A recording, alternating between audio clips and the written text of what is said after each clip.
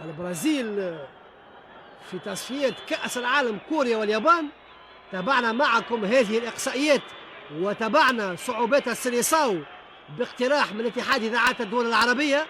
البرازيل استعمل 4 مدربين بينما تمر سافيولا فرصة التعادل، سافيولا تصويب والحارس ديدا.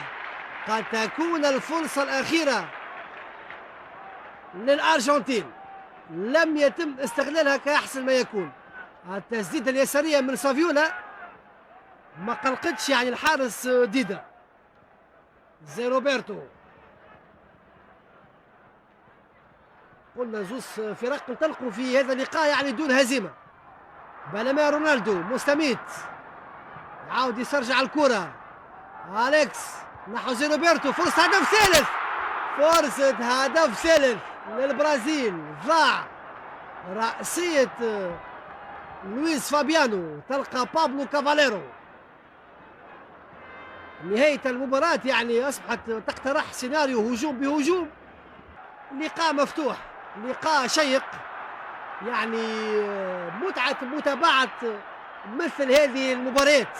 قلنا مباراة تأتي لتشكل حدث يعني بأتم معنى الكلمة. تقدم روبرتو كارلوس نحو الجهة اليمنى بذكاء. رونالدو عملية المحافظة على الكرة بمعنى آخر، يعني نية تجميد اللعب.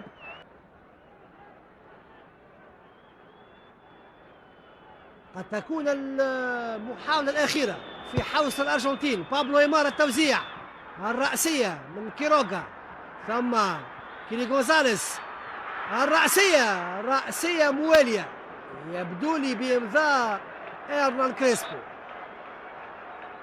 من كيلي غونزاليس إلى كريسبو.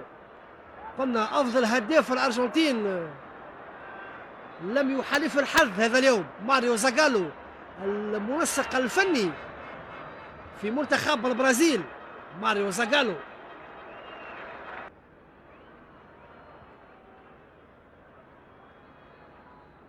من جديد حوار على الكرة.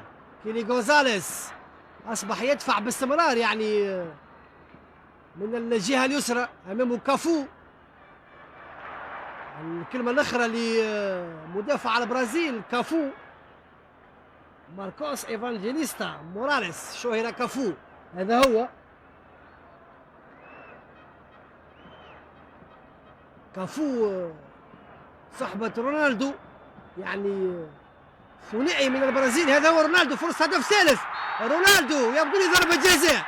مباراة ضربات الجزاء، مباراة رونالدو ومباراة الضربات الحرة. عندما ينطلق رونالدو كسهم، عندما يحاول يراوغ في منطقة 18 متر يعترض سبيله المدافع، وعندما السيد أوسكار رويز يتجاهد دون تردد لنقطة ضربة الجزاء بعد هينزو كذلك ماسكيرانو. المحاولة الثالثة من كافاليرو. زوز مدافعين وحارس يكلفوا الأرجنتين 3 ضربات جزاء هذا اليوم في ملعب مينيراو بمدينة بيلو هوريزونتي.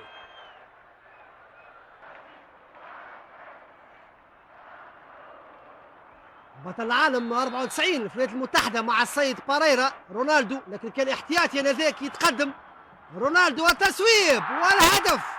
تصبح ثلاثية.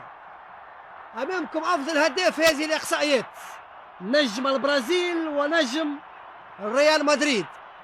الموسم لم يكن إيجابي في الليغا، لكن الموسم يستمر يعني إيجابي مع البرازيل بالنسبة لهذا اللاعب رونالدو.